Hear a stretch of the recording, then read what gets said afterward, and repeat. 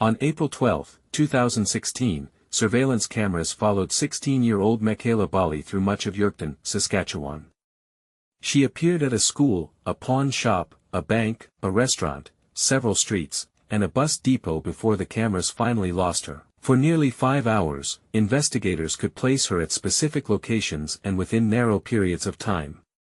Then, sometime between 1 o'clock and 1:45 in the afternoon, that unusually detailed timeline ended completely. Mekayla was 16 years old and attended Sacred Heart High School in Yorkton. MissingKids.ca describes her as 5 feet 2 inches tall, with blue eyes and blonde hair at the time she disappeared, although she was known to change her hair color. The morning reportedly began normally inside her family's home. Her grandmother drove her to school, and surveillance footage placed Mekayla inside the building at approximately 8:20 a.m. She placed a binder inside her locker, creating the appearance that she was beginning an ordinary school day. But within roughly 10 minutes, she left through the back of the school and began walking away. That decision appears deliberate. Mekayla had reached the place where her family expected her to remain, but instead of attending class, she quietly moved into a day that she had not explained to them. Between approximately 8:30 and 9 a.m., Mekayla entered a local pawn shop. Reports state that she attempted to pawn a ring, but the item was not valuable enough for the shop to make an offer. Soon afterward, she entered a nearby TD bank and withdrew a relatively small amount of money. The attempt to pawn a personal item and the bank visit suggest that money was important to whatever she expected to do next. But Mekayla did not appear to have the resources needed for a long independent journey. Investigators later stated that she did not have the large balance she had reportedly mentioned to friends, and no later bank activity established where she went. At around 9 a.m., Mekayla entered a combined Tim Hortons and Wendy's restaurant. This ordinary fast food location became one of the most closely examined places in the entire investigation. Mekayla purchased a drink and sat down, but she did not behave like someone simply taking a break before continuing to a known destination. She repeatedly used her phone, moved around the restaurant, left and returned, and appeared to watch the entrance. At one point, surveillance footage appeared to show her removing parts of her phone or adjusting it before putting it back together. The action has attracted attention because it suggests she may have been checking the battery, SIM card, or another component, although the exact reason is unknown. The phone is central to Mekayla's case. She appeared to use it throughout the morning, yet investigators reportedly found no normal cellular calls registered during much of that activity. That led investigators to believe she may have been using social media or internet-based applications. Those services could allow repeated conversations without producing the same records as a conventional telephone call. The obvious question is who is on the other side. Was Mekayla speaking with a friend, arranging transportation, seeking accommodation, or communicating with someone her family did not know existed? Her movements inside and around the restaurant can look like waiting. She sat, checked her phone, watched the area, moved outside, returned through another entrance, and continued the same unsettled pattern. If someone had agreed to meet her, they may have been late or changed the location. Mekayla's repeated movement could represent an attempt to locate that person without knowing exactly where they would appear. But body language alone cannot prove what she expected. A teenager worried about school, money, family, or an uncertain plan could appear equally restless without anyone else being involved. Reports also state that Mekayla approached a woman inside the restaurant and asked for help renting a hotel room. Because Mekayla was a minor, she may have known that obtaining a room by herself would be difficult. The woman refused, and there is no indication that she understood the seriousness of the moment. To a stranger, the request may have sounded unusual but not necessarily like evidence that a child was about to disappear. The request creates another contradiction. Mekayla may have wanted somewhere to stay, but she also appeared interested in traveling away from Yorkton. It is possible that the hotel was intended only as a temporary waiting place. It is also possible that her transportation plan was uncertain and she was trying to create an alternative before the day ended. After spending an extended period around the restaurant, Mekayla finally walked west along Broadway Street. Cameras continued to record her as she passed businesses, changed direction, and moved through the commercial area. Then the documented timeline develops its first major gap. Between approximately 10:45 and 11:55 a.m., investigators could not confirm where Mekayla was. Those 70 minutes may be important. She could have met someone, entered a vehicle or building, returned somewhere cameras did not cover, or simply continued walking through an unrecorded area. Shortly before noon, Mekayla appeared back at Sacred Heart High School. She entered the building, remained only briefly, and left again within a matter of minutes. Her return is one of the strangest decisions in the timeline. Mekayla had spent the entire morning avoiding class, yet she voluntarily returned to the place where teachers or students might recognize her. Perhaps she needed something from her locker. Perhaps she wanted to speak to someone, confirm a plan, use the building's internet, or create the impression that she had attended part of the day. No publicly confirmed explanation has established the reason. Within minutes, she left the school again and began moving toward what would become her final known location. Between approximately 12:15 and 1 p.m., Mekayla entered the Trail Stop restaurant inside Yorkton's STC Bus Depot building. She purchased a meal and remained in the area. A bus station seems to provide an obvious explanation. Perhaps Mekayla intended to buy a ticket, meet someone arriving by bus, or travel to another city without telling her family. Friends reportedly recalled her discussing travel to places such as Regina or Saskatchewan. But investigators examined the depot's operations and confirmed that Mekayla did not board a bus on April 12. That fact changes the meaning of the location. The bus depot may not have been a departure point at all. It may have been a recognizable public place where someone had agreed to collect her. Between 1 o'clock and 1:45 p.m., Mekayla left the depot area. MissingKids.ca identifies the STC Bus Depot as her last known location. No later surveillance image has publicly shown which direction she traveled. There is no confirmed footage of her entering a bus, boarding a train, getting into a particular car, or walking to another identified location. The contrast is extraordinary. For much of the morning, Mekayla's movements can be reconstructed almost block by block, yet the final transition appears to have happened without leaving a reliable visual record. Later that afternoon, Mekayla's grandmother went to the school expecting to pick her up. Only then did the family discover that she had not attended classes and had spent the day somewhere else. Her family initially searched for her themselves. When they could not find her, Mekayla was reported missing that evening. At that point, the surveillance timeline had not yet been assembled. Her family knew she was gone, but they did not yet know how many deliberate movements she had made before disappearing. One theory is that Mekayla intended to run away.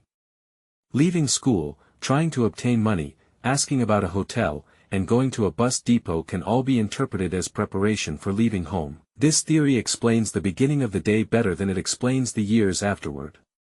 A 16-year-old traveling with limited money would eventually need accommodation, employment, identification, medical care, or assistance from another person. If Mekayla survived independently, she has done so without producing a confirmed banking, social media, travel, or public identity trail linked to her.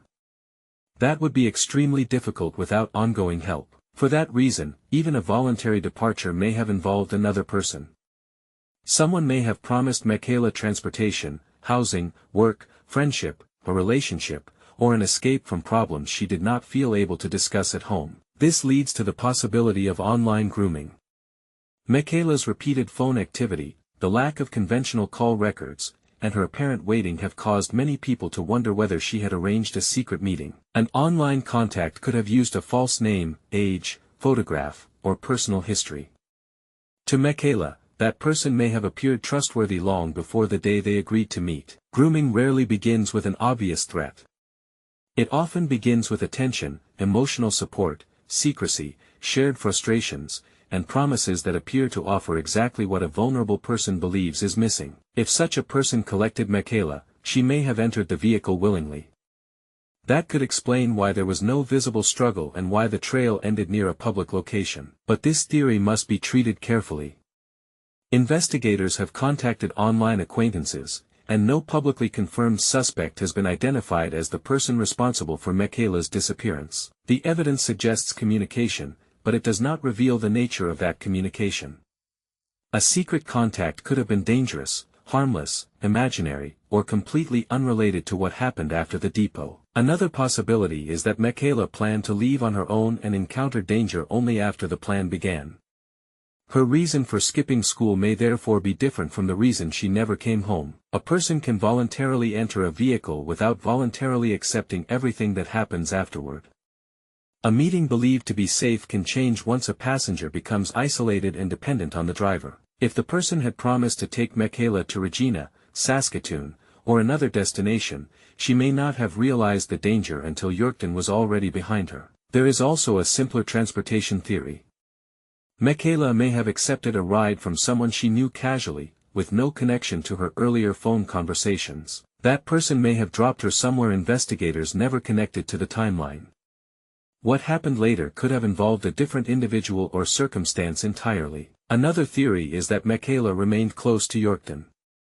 The bus depot may look like the beginning of a long journey, but without proof that she entered a vehicle, investigators cannot assume she left the city. She could have walked into an unmonitored area, visited a residence, or met someone nearby. If an accident or act of violence occurred in a private location, surveillance cameras might never have recorded it. Searches and interviews have not produced a confirmed location where Mekayla was harmed. Investigators have continued to say that they are not ruling out possibilities. The theory of voluntary long-term disappearance offers the most hopeful outcome.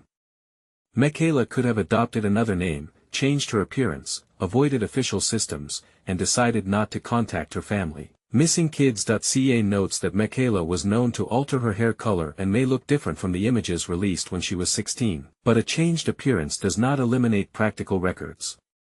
Housing, work, health care, transportation, education, and relationships gradually create connections that are difficult to hide forever. Someone in Mekayla's present life would also need to know little about her childhood, or accept an incomplete explanation of where she came from. That is why police appeals are sometimes directed not only toward witnesses from the day of disappearance, but toward people who met the missing person later. The case has generated many reported sightings across Canada. None has publicly produced the confirmation needed to show that Mekayla survived after April 12, 2016. Each report can briefly reopen hope for the family. But when a possible sighting is ruled out, the confirmed timeline still returns to the same bus depot in Yorkton. Mekayla's phone could hold the key, yet digital evidence is not always as complete as the public imagines. Encrypted applications, deleted accounts, temporary usernames, lost devices, and delayed requests can leave investigators with only fragments. Even identifying an account does not necessarily identify the person who controlled it. Someone using a fabricated profile can disappear from the internet almost as quickly as a missing person disappears from a physical location. There are also ordinary explanations for some of her phone behavior.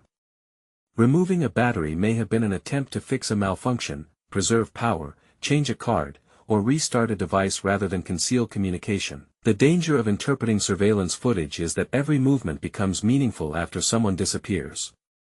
A glance toward a door may appear like evidence of fear when it could have been nothing more than waiting for a ride. That is why confirmed facts must remain separate from interpretation. We know where Mekayla was seen, we do not know what she was thinking at each location. We know that she attempted to obtain money, spent time using her phone, asked about a hotel room, returned briefly to school, and later visited the bus depot. We do not know whether these actions were parts of one complete plan or several changing plans. Perhaps the person she expected never appeared at the restaurant. Perhaps the meeting was moved to the bus station, or Mekayla abandoned one plan and created another during the unexplained hour. The gap between 10:45 and 11:55 may contain a conversation that altered everything. When Mekayla returned to school, she may already have known exactly where she intended to go next. Alternatively, the school visit may have represented hesitation. Mekayla might have considered returning to her normal day before deciding once again to leave. If that is true, the disappearance may have depended on a decision made only minutes before noon. A different conversation or encounter during that period could have changed the direction of her life. For Mekayla's family, the surveillance footage offers both evidence and pain. They can watch her move through the final morning, but they cannot enter the images to ask where she was going or warn her about what might happen. The footage makes her seem close. She walks into familiar businesses, sits among other customers, crosses ordinary streets, and passes people who had no reason to understand that they were seeing the final confirmed hours of a missing child. Someone may have noticed a vehicle near the depot, overheard a conversation, recognized a username, or received a message that seemed unimportant at the time. 10 years later, that detail could still matter. In April 2026, Saskatchewan RCMP renewed its appeal and emphasized that it was never too late to come forward. The investigation remains active, and police continue asking for information. That wording may be directed toward more than a passing witness. It may also be intended for someone who knows what happened but has remained silent because of fear, loyalty, shame, or involvement. Time changes relationships. A person who protected someone in 2016 may no longer feel the same obligation, and someone who was afraid then may finally believe it is safe to speak. It is also a message to Mekayla herself. MissingKids.ca states that support remains available and urges anyone with information to do the right thing and contact authorities. A missing teenager who survived may believe too much time has passed to return. She may fear questions, consequences, family reactions, or the possibility that people will not understand what kept her away. But disappearance does not remove the possibility of contact. A single message through a trusted organization could confirm that she is alive without requiring every part of the story to be explained immediately. Until that happens, the case remains suspended between two broad possibilities. Mekayla either built a hidden life after leaving Yorkton, or something prevented her from ever reaching the future she expected that morning. The known timeline is precise enough to feel solvable. At 8:20 she was at school, minutes later she left, visited businesses, spent time at a restaurant, returned to school, and reached the depot around lunchtime. But a timeline can document movement without explaining intention. It tells us where Mekayla went, not why she went there or who may have influenced each decision. Her final location produces the same frustration. A bus depot should create passenger records, schedules, witnesses, and a clear direction of travel, but investigators confirmed she never boarded a bus. The building may therefore have served as a stage rather than an exit. Mekayla entered a visible public place, waited for a private transition, and disappeared during the one movement no camera could clearly explain. The final image is not of Mekayla being forced away. It is of a teenager apparently following a plan whose next step was known only to her and possibly the person on her phone. That plan may have promised independence, safety, adventure, love, escape, or simply a ride somewhere else. Whatever it promised, it led beyond the last confirmed sighting and into 10 years of silence. So the question is not merely where Mekayla Bali went after leaving the bus depot. It is who she believed was waiting for her, and whether that person already knew she would never be seen returning home.